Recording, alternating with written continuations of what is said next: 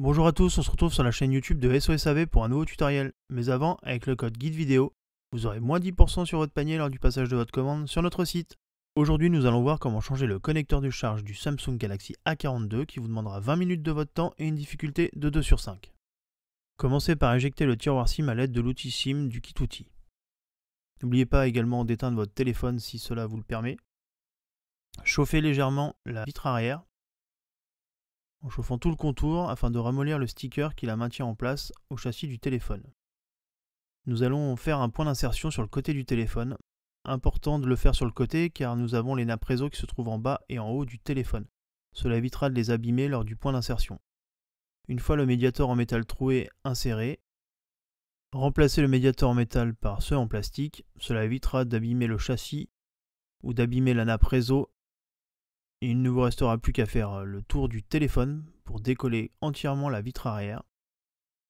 Donc, on le répète, faites bien attention aux parties hautes et basses du châssis. Vous trouverez en dessous les nappes réseau. Il ne faut pas les endommager, sinon on sera obligé de changer le châssis intermédiaire du téléphone. Maintenant que la vitre arrière est complètement décollée, vous pouvez la retirer du téléphone. S'il vous reste encore des morceaux de sticker, n'hésitez pas à tirer dessus afin de séparer complètement la vitre arrière. Et nous allons continuer de travailler sur le châssis intermédiaire. A l'aide du tournevis cruciforme, nous allons dévisser les 16 vis qui maintiennent le châssis intermédiaire sur le bloc écran. Donc nous en trouverons en haut et en bas de celui-ci. Une fois les vis retirées, nous allons déclipser le châssis intermédiaire. Commencez par l'intérieur du châssis, vous verrez un petit interstice pour passer le levier. Une fois celui-ci déclipsé, il ne vous restera plus qu'à faire le tour du téléphone pour le retirer complètement du bloc écran. Attention, sur la partie gauche, vous trouverez les nappes volume et power. Le mieux serait de déclipser le châssis en évitant de passer au niveau des boutons. Voilà, nous avons complètement retiré le châssis du téléphone. Toujours avec le levier en nylon, déconnectez la nappe de la batterie. Puis passez sur la partie basse du téléphone. A l'aide de la pincette en métal, déconnectez les câbles coaxiaux. Commencez par le blanc, puis le bleu. Reprenez le levier en nylon afin de déconnecter la nappe d'interconnexion. Commencez par la partie sur le connecteur de charge, puis la nappe de l'écran. Faites de même pour la nappe du lecteur d'empreintes digitales. Et finissez par dévisser la vis cruciforme qui se trouve sous la nappe d'interconnexion. Il ne vous restera plus qu'à sortir le connecteur de charge du bloc écran.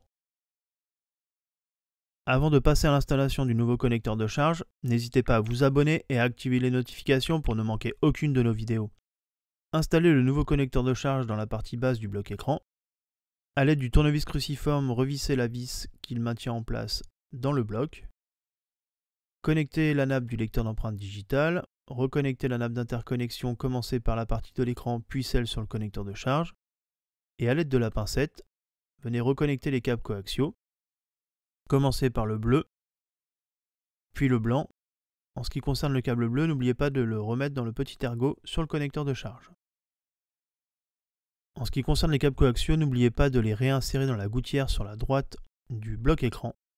Car si jamais l'un d'eux dépasse, il peut être pincé entre le châssis intermédiaire et le bloc écran, et du coup le réseau ne fonctionnerait plus. Connectez la nappe de la batterie, puis munissez-vous du châssis intermédiaire afin de venir le reclipser sur le bloc écran. Une fois celui-ci en place et vérifiez qu'il n'y a pas de jour autour, vous pouvez faire un test en allumant le téléphone avant de remettre les vis.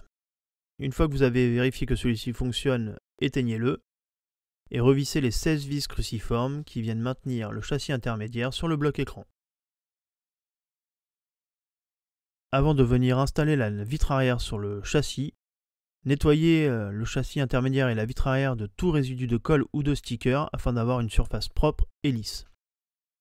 Une fois les parties propres, il ne vous restera plus qu'à appliquer un léger filet de colle sur tout le contour du téléphone.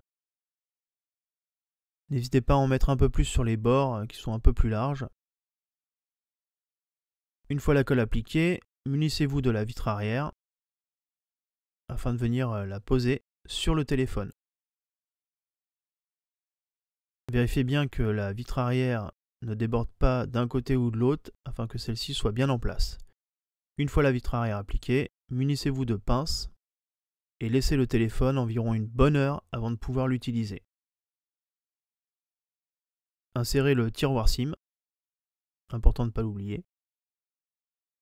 Maintenant que le téléphone est prêt, nous allons pouvoir refaire un test pour voir si celui-ci fonctionne bien et retirer le film de protection de l'écran. Le tutoriel est maintenant terminé, retrouvez-nous sur nos différents réseaux sociaux et à bientôt sur la chaîne YouTube de SOS AV.